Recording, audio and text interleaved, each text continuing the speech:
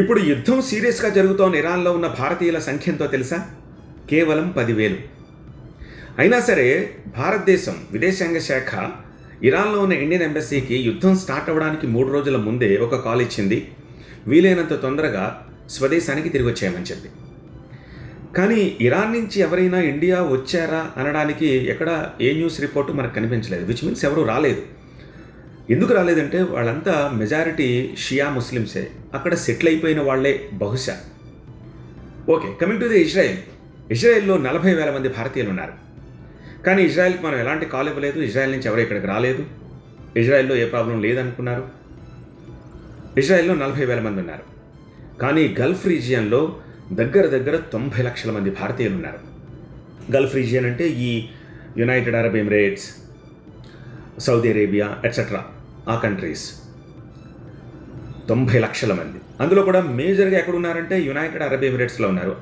UAE అంటే Dubai, Abu Dhabi, Sharjah, ఈ 3 దేశాల్లో. ఆ 7 దేశాల సమూహంలో ఈ 3 దేశాల్లో చాలా ఎక్కువ మంది ఉన్నారు భారతీయులు. ఆ తర్వాతి స్థానం సౌదీ అరేబియా, ఆ తర్వాతి స్థానం కువైట్, తర్వాత ఖతార్, నెక్స్ట్ ఒమన్, తర్వాత బహ్రెయిన్.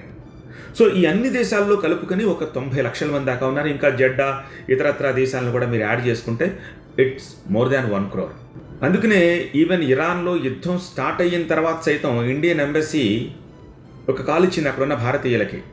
ఇక ఆ సమయంలో తీసుకురావడం సాధ్యం కాదు కాబట్టి అనవసర ప్రయాణాలు మానుకోండి, ఇళ్లలోనే ఉండండి, జాగ్రత్తగా ఉండండి అని చెప్పేసి కాల్ ఇచ్చింది. వేరేస్ యుద్ధం ప్రస్తుతానికి జరగకుండా జరిగే అవకాశం ఉంది అనుకున్న చోట్ల నుంచి, జెడ్డా నుంచి, ఇతరత్ర కొన్ని దేశాల నుంచి మన దేశం కొన్ని స్పెషల్ ఫ్లైట్లు పెట్టి అక్కడి నుంచి ఇండియన్స్ని ప్రస్తుతానికి తిరిగి తీసుకొచ్చేస్తుంది. బికాజ్ యుద్ధం ఇప్పట్లో ముగిసే వాతావరణం కనిపించట్లేదు కాబట్టి.